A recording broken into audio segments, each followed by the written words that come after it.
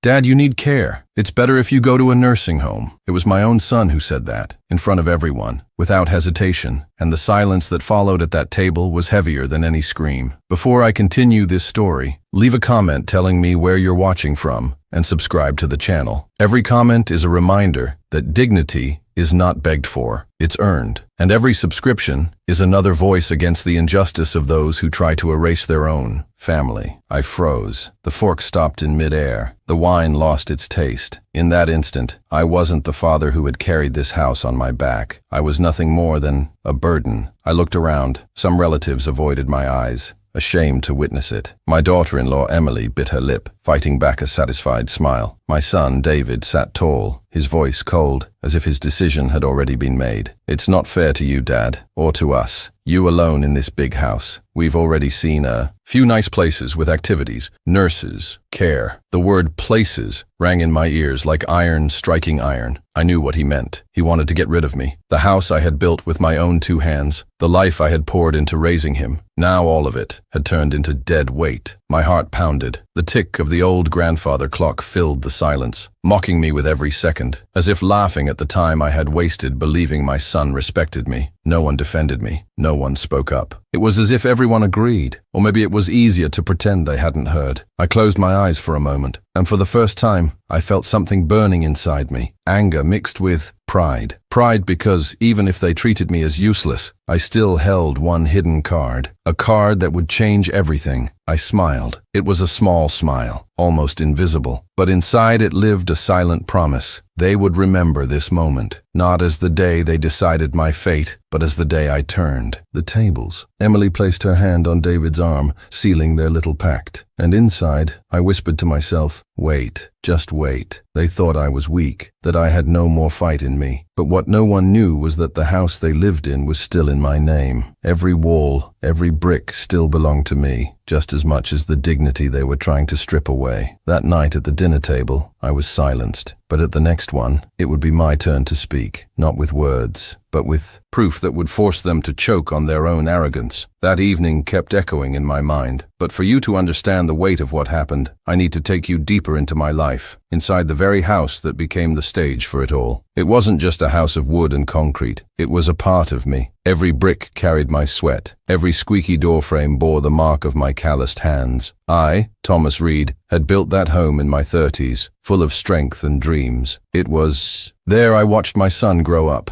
It was there I buried memories, pain, and triumphs. It was a 2-story house, painted white, with a porch that creaked when the wind blew hard. The walls were lined with old photographs, me and my wife in the 80s, still smiling back then. David, small, perched on my shoulders. Later, his college graduation. Pictures that now looked like relics from a past he himself wanted to bury. David, my only son. Since he was little, I tried to give him everything I never had. A good school, new clothes, even expensive toys when I could afford them. I didn't want him to suffer the way I had as a child. When he got into business school, my heart swelled with pride. I worked double shifts to pay for tuition, books, housing. I did what any father would do. But time passed, and with it, something changed. David became a man I barely recognized. At 36, he wore pressed suits, spoke loudly about investments, deals, trips, always chasing something bigger, as if every step forward was also a step away from me. And then came Emily, my daughter-in-law, beautiful, polished, always with a phone in her hand and a rehearsed phrase on her lips. From the start, I saw the way she looked at me, with superiority. Maybe because I lacked her refined education, maybe just arrogance. But over time it became clear, to Emily, I wasn't a root, I was baggage. They moved into my house years ago when David lost his job in another city. He said it would be temporary. Of course I opened the door. He was my son. "Stay as long as you need,"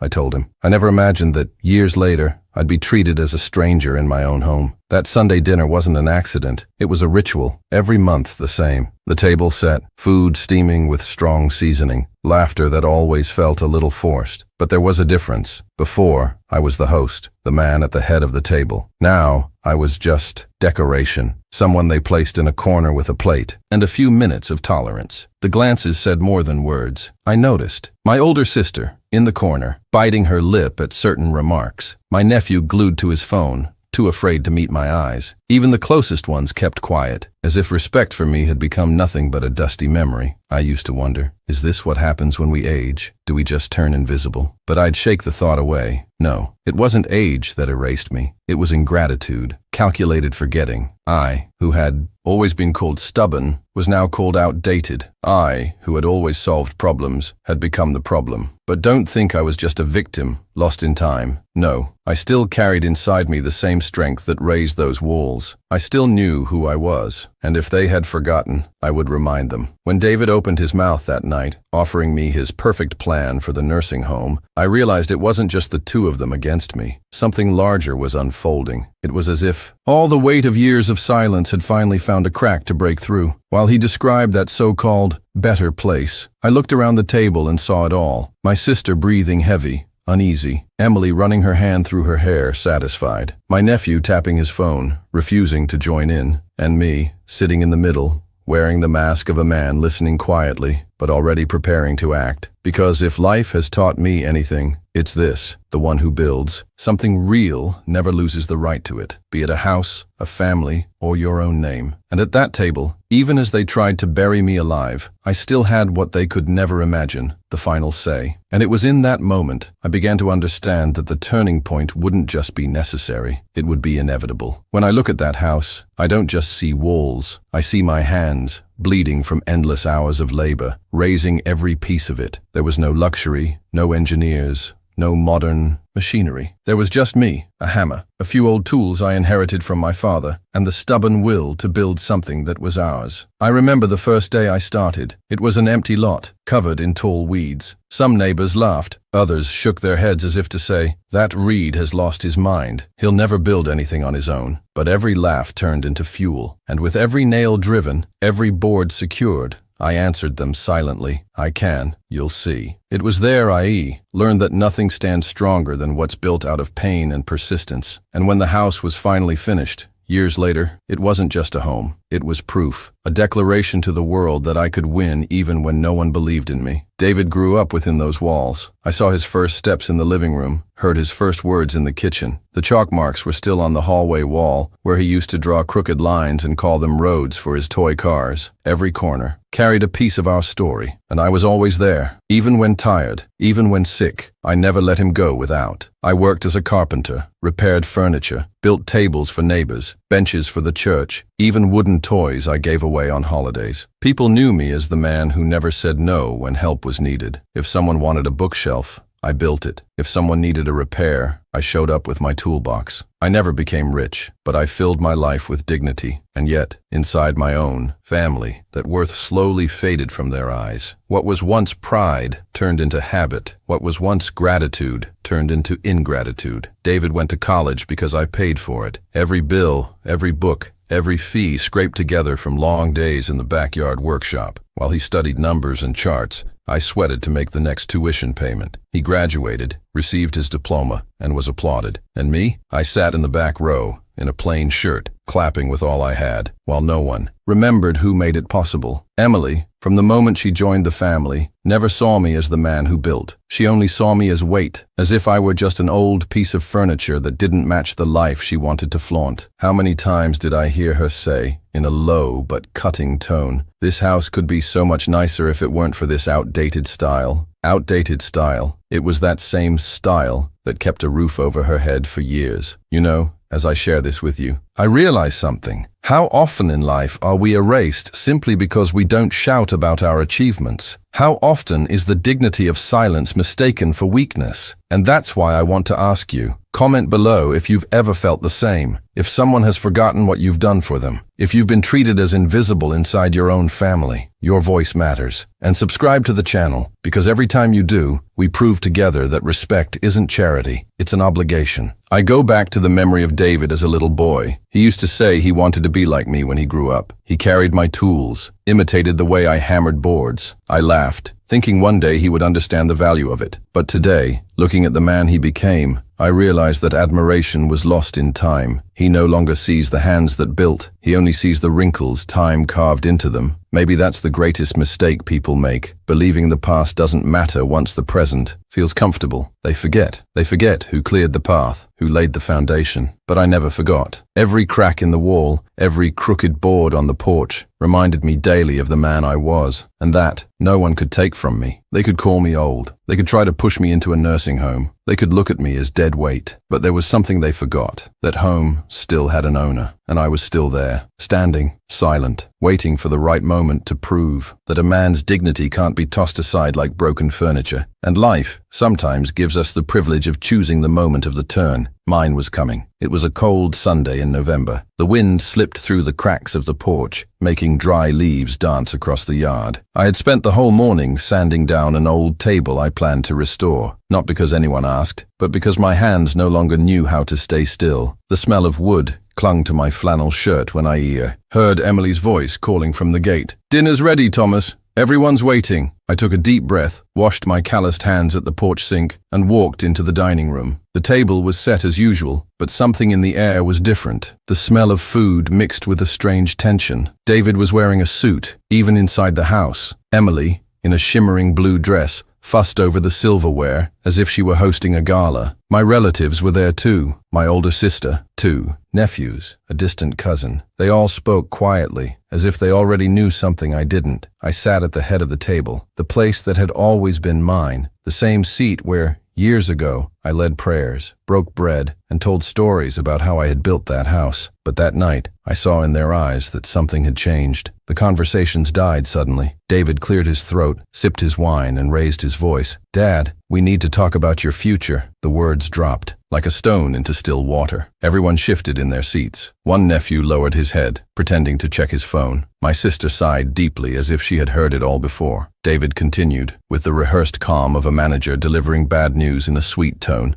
"You know we care, but living here alone, in this big house, isn't good for you. Emily and I have talked, and we think it would be best if you moved to someplace more suitable." Someplace more suitable. I didn't answer. My eyes traveled slowly around the table, memorizing every reaction. Emily couldn't hold back and added, almost smiling, "We've already visited a few options. Beautiful retirement homes near the lake. You'd have company, doctors, activities. It would be so much better than being stuck here without care." That word, stuck, burned in my ears. Prison, to them, was the house I had built with my own hands. Prison, to them, was the home that sheltered them. I was still frozen when the old clock struck the hour. Each chime hammered at my chest. Inside me, a storm of pain and disbelief. I couldn't believe it was the same son I once carried in my arms, the boy I picked up when he fell, the young man I applauded on graduation day. And now, in front of the whole family, he treated me as nothing but a burden. No one said a word. No one stood up in my defense. The silence of the others cut just as deep as his words. I picked up my glass of water. My hands trembled slightly, but I managed to hide it. I took a slow sip, only to keep them from seeing the storm rising inside me. David went on, as if each phrase were a nail sealing my coffin while I was still alive. "Dad, don't take it the wrong way. It's for your own good, and ours too. We just can't take care of everything the way we should. This will be better, better." The sentence was passed. It was as if he had decided without needing my answer. Emily crossed her legs, leaned forward slightly, and drove the last thorn in. "And this house, well, it would be more practical for us. We could take care of it, renovate, modernize. You know this place needs younger people now. Younger people." Those 2 words pierced my chest like knives. I lowered my eyes to my hands. Deep wrinkles, veins rising, scars from decades of labor. Yes, they were old hands, but they were the same hands that had built every inch of that house. Slowly, I lifted my gaze and looked at my son. For an instant, I saw on his face the same flicker he used to show as a boy when he feared he had done something wrong. But the expression quickly hardened again. I said nothing, not then. I swallowed the shame, the anger, the bitter taste of betrayal. Dinner went on as if nothing had happened. Forks scraped plates, glasses clinked, but no one dared to start a new conversation. The air was so heavy, even the candles seemed to flicker harder than their flame allowed. As I chewed in silence, one certainty grew inside me. They believed they had decided my fate, but I knew something they didn't, and that secret would soon become the heaviest burden on their shoulders. After that dinner, nothing returned to normal. In fact, it never would again. In the days that followed, I realized my son's words hadn't been a slip. They were part of a plan, a quiet move, carefully rehearsed, now unfolding inside my own house. It was in the small details that I noticed, like the front door keys, which had always hung by the kitchen, suddenly disappearing. When I asked Emily, she answered casually, "Oh, I thought it would be safer to keep them somewhere else. You forget things easily," but I hadn't forgotten. I knew exactly where the keys had been, and I knew exactly what it meant to be denied access to my own doors. Another day, I walked into the living room and caught a conversation cut short. David and Emily had been talking about selling some of the old furniture I had built with my own hands, the oak cabinet, the dining table that had carried so many stories. When I entered, they smiled and changed the subject, but not fast enough to hide the words listing and buyer. My stomach turned. It felt as if every piece of my life was being stripped away, one by one, without my right to object. Even in the simplest gestures, I felt the distance. Emily left me separate plates, different from the ones used for the others. The chairs were rearranged so that I sat further and further from the center of the room. Offhand comments stung like barbs. "This house is way too big for him. It'll be easier once we can remodel. He doesn't realize it, but it's time." As if I were an outdated piece of furniture, waiting to be hauled away. And yet, I didn't explode. I listened, silent. Every word, every gesture, every look was like a stone I carried inside, heavy, painful, but also building something, an invisible wall that strengthened me quietly. One morning, I walked into the kitchen and found a real estate agent there. Yes, an agent. Emily was introducing him to David as a friend who could give an appraisal of the house. When I entered, the man looked embarrassed, lowered his eyes. But Emily, without the slightest shame, simply said, "We're just exploring options, Thomas. Don't worry, don't worry. The house was mine, and I wasn't supposed to worry." It hit me then. They no longer saw me as the owner of anything. In their eyes, I was just an obstacle. And still, I said nothing. Not then. I did what I always did. I stayed silent. But inside, I was writing down every detail, every humiliation. It's strange how, when someone tries to erase us, we start noticing even the smallest things. The empty spot at the table, the forced smile when I walked into a room, the sigh of impatience from David when I took a few seconds longer to answer. It was a silent siege, a siege meant to convince me that I had no more worth, but the flame inside me wouldn't go out. On the contrary, it grew. I remembered every night I spent hammering to raise those walls, every bill I paid with sweat, every hidden tear I swallowed so my boy wouldn't lose heart. And to think that same boy now planned to pull me out of this house as if I were an old picture hanging crooked on the wall. But I had something they didn't know, and that's what gave me the strength to resist in silence. I knew the deed to that house was still in my name, and I knew every injustice I swallowed was preparing me for the right moment. And that's why I want to ask you something. Share in the comments if you've ever been through this, treated as invisible in your own house, by your own family, because your voice matters. Every comment is a brick in this community we're building together. And subscribe to the channel, because stories like this aren't just mine. They belong to everyone who has felt the weight of ingratitude. In the days that followed, I kept my calm. I smiled when they provoked me. I thanked them when they diminished me. And inside I stored it all away, stored it like ammunition for the final battle. Because life taught me there are wars you don't win with shouting. You win them with silence. And when the time is right, a single word is enough to turn everything around. Silence can be a prison. But for those who know how to wait, it can also be the deadliest weapon. After every humiliation, after every whispered comment, I gathered my pieces in silence. I didn't respond. I didn't fight back. I just observed. And by observing, I learned. I began to notice the patterns. David avoided talking about bills in front of me. Emily changed the subject whenever the deed was mentioned. Both of them spoke as if everything already belonged to them, as if I were nothing but a guest in my final days. And as painful as it was, it gave me clarity. I knew what I had to do. One Tuesday morning, I woke earlier than usual. The house was still asleep. The sun had barely cut through the horizon when I stepped into the yard, breathing in the cold scent of dew. I grabbed my old brown coat, the same one that had followed me for years, and slipped out quietly. My destination was downtown. I crossed the still empty streets, hearing only the sound of my own footsteps. There was something symbolic in that walk. I, the forgotten man, was walking back to reclaim what had always been mine. I arrived at the office of an old friend who had stood by me since my carpentry days, Edward Collins, my trusted lawyer. He had helped me when I bought the land decades ago. He knew every detail of my story. When I stepped inside, Edward looked up over his glasses and studied me in silence for a few seconds. Maybe he noticed something different. I was no longer the resigned man I once was. I was someone who had made a decision. "Thomas,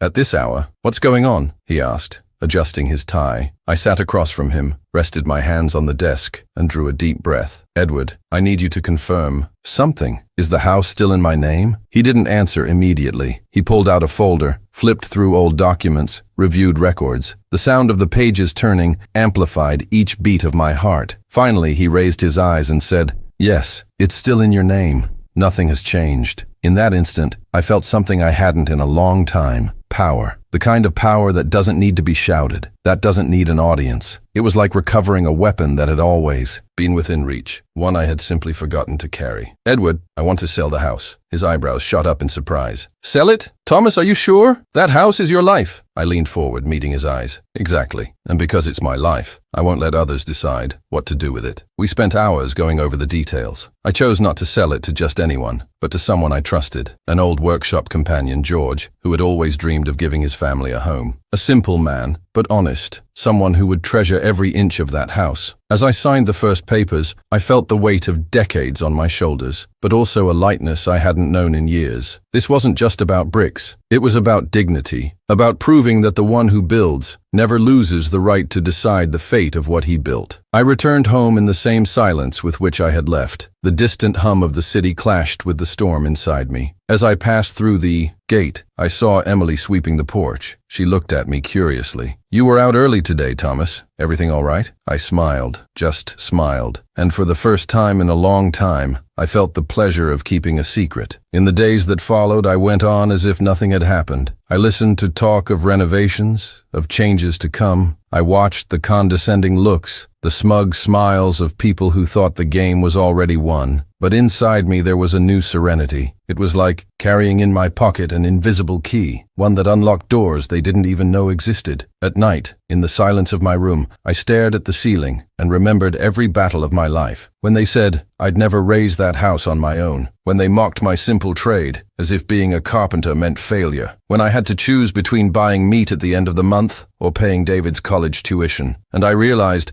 that in all those moments, silence had been my greatest ally. I never needed to shout to prove my worth. I only had to wait for the right moment. Now, more than ever, I knew that moment was near. I had already made my decision, and when the time came, no one in that house would forget who the true owner was. The next dinner came 2 weeks later. It was a cold night. The wind shook the porch curtains, and the dining room lights flickered as if they too sensed that something important was about to happen. The table was full. Roasted turkey, glasses of wine, plates carefully arranged. Emily orchestrated everything like a director of a play, and David, strutting like a host, moved among the guests. I sat quietly, the same corner as always. But inside, I was no longer the man who swallowed humiliation in silence. I carried with me something greater than words, something they never expected. David stood and asked for everyone's attention. "Dad, we need to finish that conversation. We can't put it off any longer. We found a wonderful facility. We've already seen the rooms, the activities. You'll be well taken care of there." The table fell silent. My sister let out a heavy sigh. A cousin avoided my eyes. Even the children in the back stopped playing for a moment. Emily, with a triumphant smile, added, "And of course the house will be under our care. You know it'll be better for everyone this way." It was then that I slowly placed my hands on the table and pulled close the brown leather folder resting by my chair. The sharp thud it made on the tablecloth drew every eye to it. No one spoke. The silence now wasn't disregard. It was anticipation. I opened the folder carefully. Inside, the documents: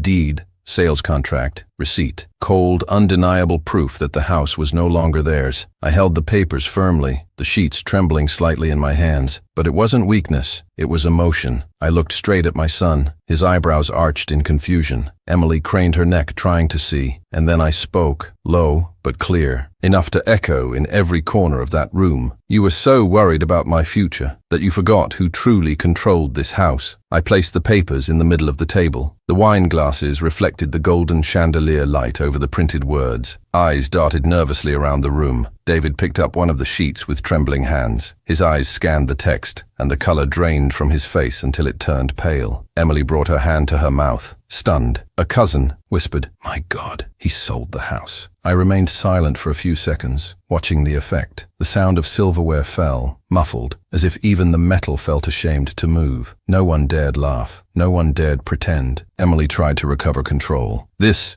can't be. That house was, I cut her off firm, was mine, and now it's no longer yours. You wanted to drive me out. Well, now you have no place here at all. My tone wasn't a shout. It was a verdict, the voice of someone who needed no justification. The tension burst. David let the papers slip from his hands, his breath quickening. My sister looked at me with tear-filled eyes, as if finally seeing her brother rise again. Even my nephew put down his phone and sat in stunned silence. The clock in the room struck the hour. Each chime was a seal, a confirmation that power had shifted sides. I stood slowly. The chair scraping the floor sounded like thunder. I picked up the leather folder, slid the documents back inside, and closed it carefully. Then I looked around, meeting each pair of eyes. You called me old, a burden, planned my end as if I were invisible. But know this, I never needed you to prove my worth. And today, you will all remember that dignity is not negotiable. Emily was frozen, her mouth slightly open. David seemed to search for words, but none came out. The guests sat paralyzed, petrified under the weight of the moment. That dining room, which had so often been the stage of my silent humiliation, was now my courtroom, and for the first time in years, I was the judge. I left the papers on the table, let them stare at them, digest them, taste the bitterness of defeat. Inside, I didn't need anything else. The turning point had begun. The silence after the revelation felt alive, thick, heavy, suffocating. No one touched their plate. No one dared look directly at me. David still held one of the pages, but his hands shook so badly the paper seemed ready to tear. Emily, pale, pressed her hand to her forehead as if trying to grasp what had just happened, and in that moment, I felt strength return to my veins. Decades of silence, forgotten effort, denied respect, everything converged into that instant. I knew I didn't need many words. The right words, spoken at the right time, carried more weight than any scream. I placed my hands on the table, leaned slightly forward, and locked eyes with my son. He looked away for a second, then forced himself to meet my gaze again. But now, it was no longer a son looking at his father. It was a defendant before a judge. Then I spoke, low, firm, sharp.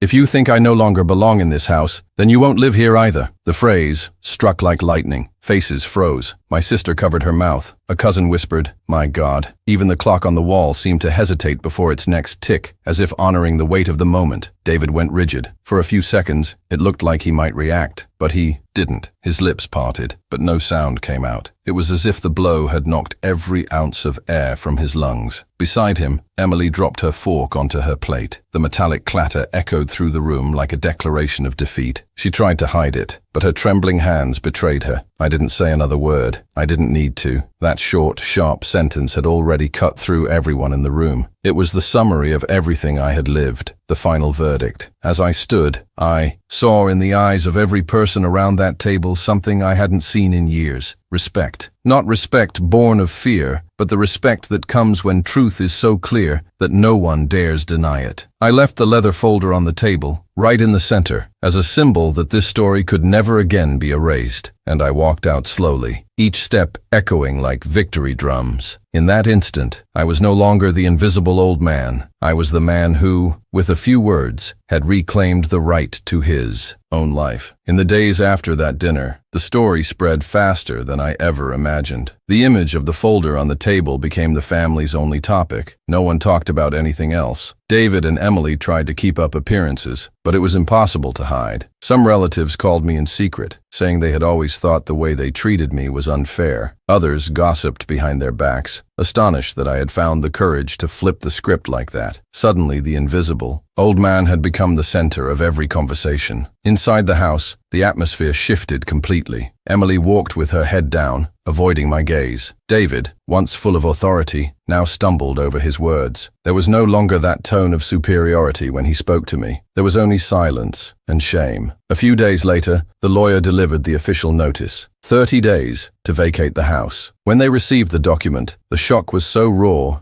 it was almost painful to watch. David read it aloud, his breathing shorter with every line. Emily, indignant, cried between gasps, But where will we go? How could you do this to us? How could I? The question echoed in my mind, and the answer was simple. I only gave them back the weight of the choices they had made. There were no screams, no blind revenge, only consequence. The consequence of treating your own father like a burden. The consequence of forgetting who built every wall, paid for every chance, sustained every dream. In the days that followed, they began packing boxes. The sound of tape tearing and cardboard filling echoed through the house like a constant reminder. Their time there was ending. I watched from a distance, without joy, but without guilt. It was a painful process, but a necessary one. My sister came to visit. She sat with me on the porch, drank coffee, and said with tearful eyes, "Thomas, you did what had to be done. They need to learn, and you needed to be seen again." Her words gave me peace. It wasn't only about me. It was about dignity, about teaching, even if late, that respect is not optional. David tried to apologize, a timid attempt, full of pauses,